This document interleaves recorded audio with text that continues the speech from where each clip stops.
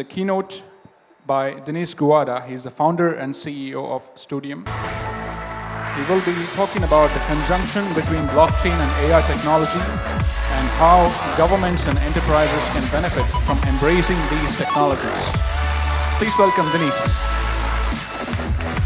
Hello, good afternoon. It's a pleasure to be here in Kuala Lumpur and Malaysia, a country that I love a lot, and I've been actually coming here for 10 years now. And as well, a convergence between Asia, Africa, Middle East, and a lot of other areas. So I'm going probably to be, after this first exercise, a bit more boring, but I'll try to make this exciting as well. So I think what I'm going to be talking is how business and governments can prosper with AI and blockchain. And this is probably $1 trillion business and $1 trillion opportunity, but it's as well probably the biggest challenge we have in the face of history and mankind, because there's a convergence between technology, our ethics, our economics, and our social relationships. And this is where these two technologies that touch everything in society have a powerful capacity to disrupt, to change, but as well to make good. So it depends about the way you use it, like in any technology.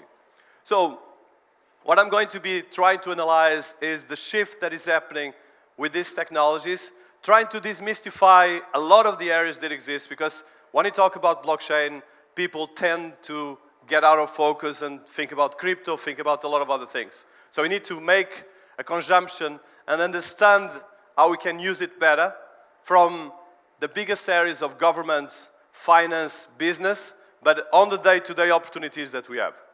So, about me, I'm a serial entrepreneur and I'm as well a researcher and writer. These are two of my books and a lot of other things I'm doing, as you can see there. You can search about me. So, I want to start with this, okay? This is a ledger, okay?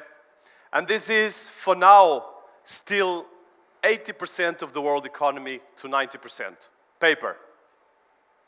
A ledger. So blockchain technology is the tentative to put this digital in a very simple way. That is why it's called distributed ledger. Digital ledgers. And how do you do this? Because this is still 80% of the world economy. We cannot forget that. So we do this with cryptography. So crypto came actually from cryptography. It was not just about speculating about crypto tokens. It came from the technology of cryptography. And then, of course, remember the internet in 1998? That's the stage we are again. It's very beautiful to talk about blockchain. I'm working in technology blockchain. We still are in the inception. In 1998, our emails were very fast. We'd crash the system. We were waiting to open. And it happens the same. If you put thousands or millions of registrations on the blockchain technology, it still has a lot of issues to be solved and a lot of opportunities for us as business and governments to build upon this. So the point right now is that we're building this in a new paradigm. It's a paradigm of data, an ecosystem of peer-to-peer interactions that creates reward platforms. And if you look at the way we use platforms, mostly social media, it's all about rewarding.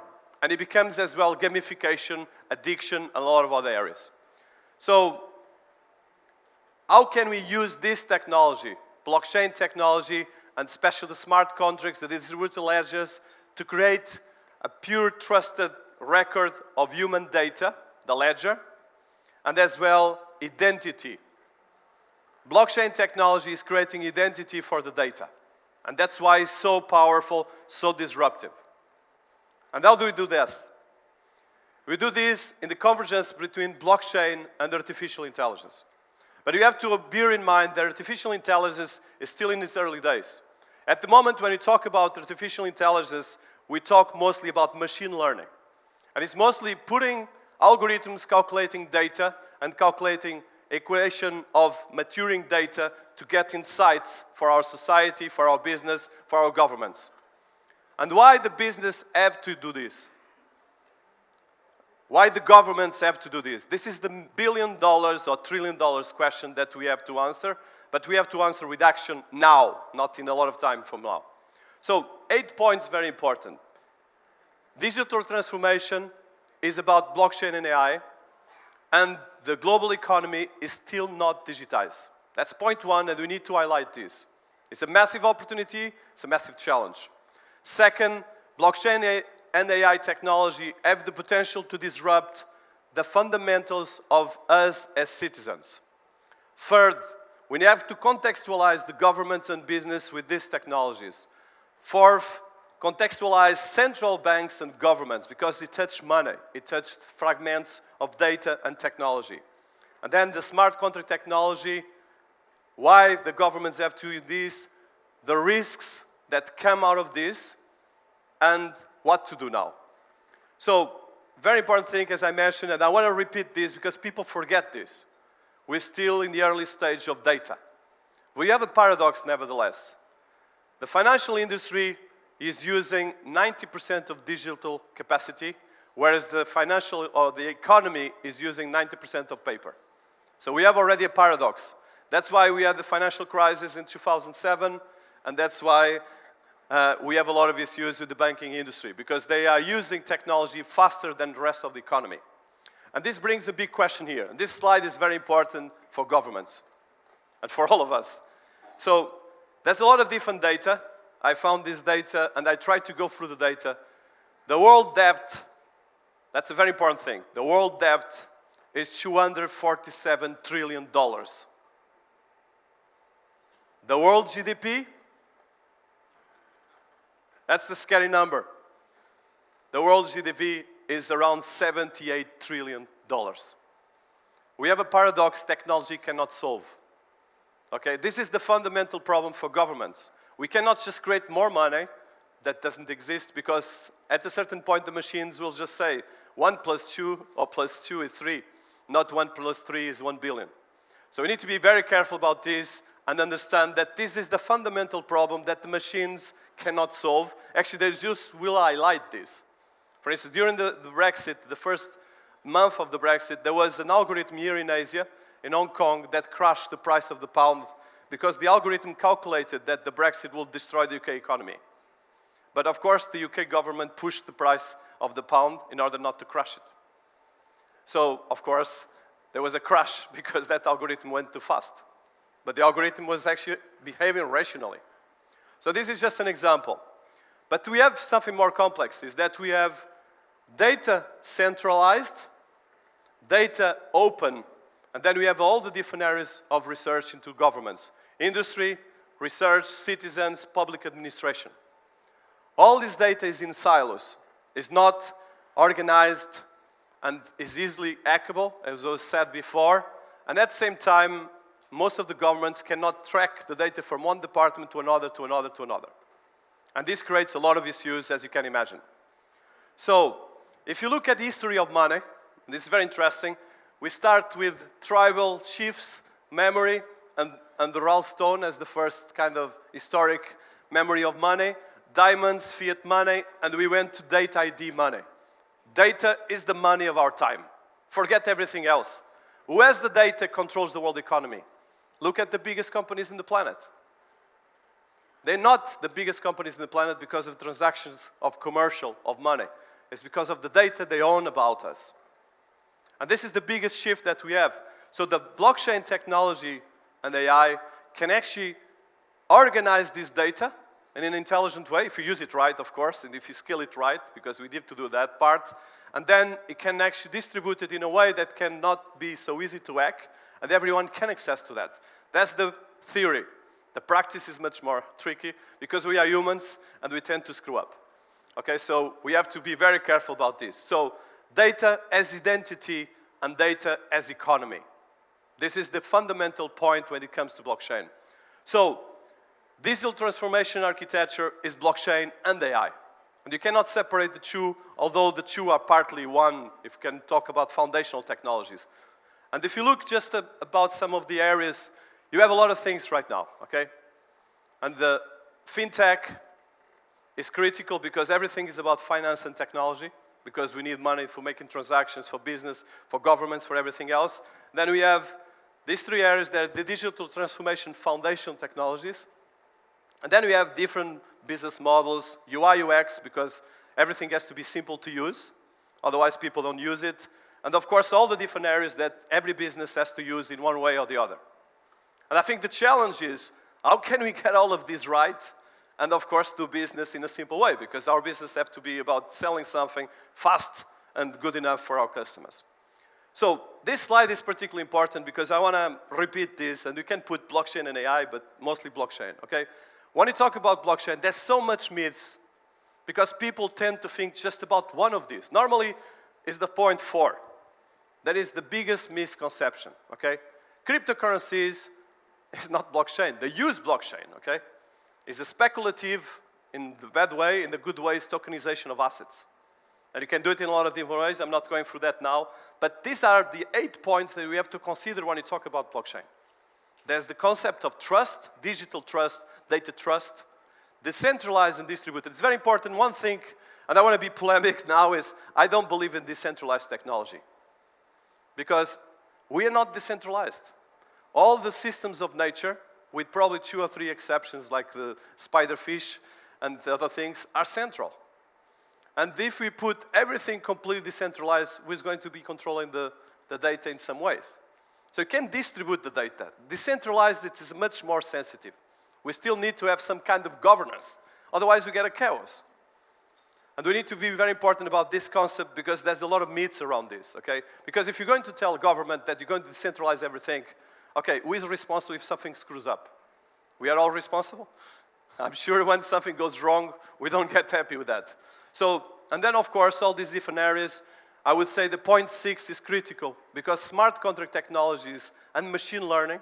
So smart contract is a contract made digitally between one part and another part. That doesn't need to have 3 or 4 systems between it. Of course, this from a theory is fantastic. From a practice, it's very complex because it implies that the 2 parts are not corrupt because if you create a smart contract between 2 entities and the smart contract starts evolving with machine learning, you can kill corruption. So in theory, this is fantastic. But there was a case of a country that developed machine learning and blockchain for its own system. And it was working so well that they started having data about all the country. But then it happened one thing. It came back to the government.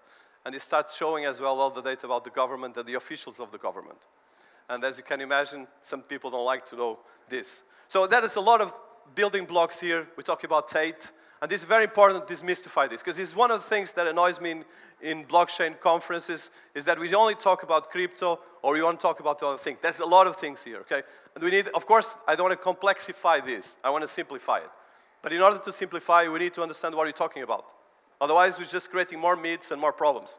And that was partly the problem with the crypto crisis of 2019 and 2018, which in one end was very good, because people fell in reality. We need to come back to reality, not speculate more. We have enough speculation. For instance, when I mentioned that the world economy is $247 trillion of debt, you know how much it is, the securities and the trading commodities and all the instruments that we have? Any numbers? Around $700 trillion. Okay? So we mostly just gambling money if you go to capital markets. Okay, and I'm working capital markets, so I'm not, I like to have my own responsibility, but it's very important that you're conscious about this. So, smart contracts and blockchain. This will be available in SlideShare. There's a lot of information here. I'll try to synthesize. So the 2 parts are related, especially as smart contract technology evolves, machine learning will get more and more involved. And machine learning, of course, is more advanced than a lot of the parts of the smart contract, but the 2 things have to be more and more related. Because at the moment, the smart contract technology that exists is still very basic, okay? Although it's quite advanced in a lot of areas, has a lot of very basic systems. Solutions, very important thing. This is kind of very important. There's blockchain-based solutions for mature economies and emerging markets. So the mature economies have a lot of challenges of legacy systems of technology. The emerging markets have an opportunity because they can go faster. For instance, WePay became so successful in China because there were not so much legacy systems like you have in Europe or in the US. And that is an opportunity for the emerging markets to go much faster than the mature economies. So, very important thing for governments and business. So you have all these different areas. So the governments and business are in the center of all these different areas. And then you have the blockchain impact as we start creating ledgers for the data, as we start digitizing the systems, the structure. And this is where we need to put the technology right. And we need to be responsible on this and build it in the right way, which is not a simple task, but that's where we need to work on the 360 degree. So, as well, very important thing is that blockchain, in one end, is just an evolution of the internet, okay?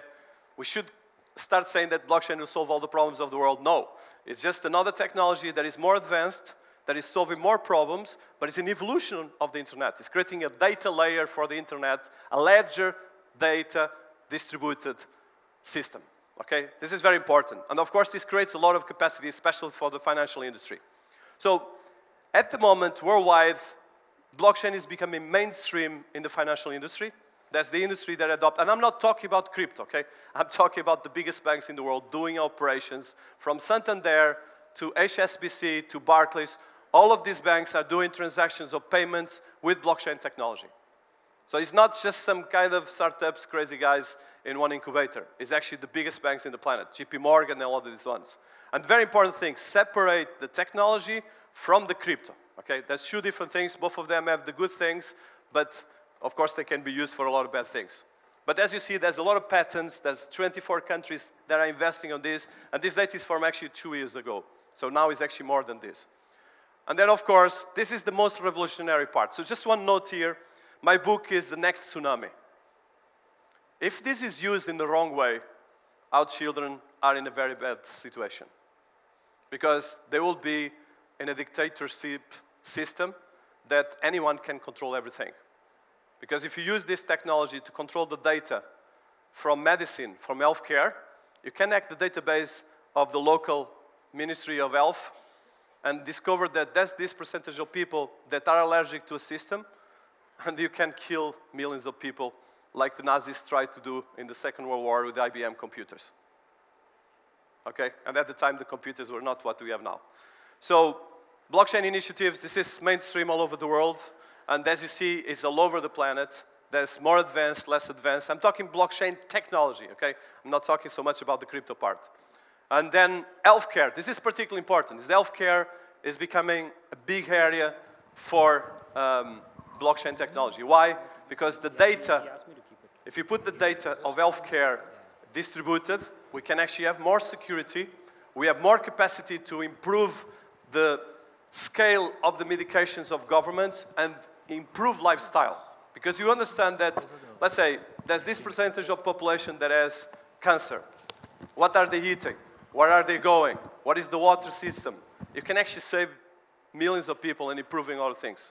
And the same with money. For instance, in theory, right now, we can actually solve all the financial problems in the world just using apps and money peer-to-peer transactions. It's very easy. But the reality is that there's a lot of multinationals and a lot of organizations that are not interested in that because, of course, they have their business models. And I'm not saying they're going to destroy them all, but we need to be more intelligent the way we work on that. So, case study for identity for governments is particularly interesting. Authentication of data. Tamper-proof digital identity and user-centric interface. This is the biggest challenge for governments, and the governments that solve this will be the most advanced economies in the planet.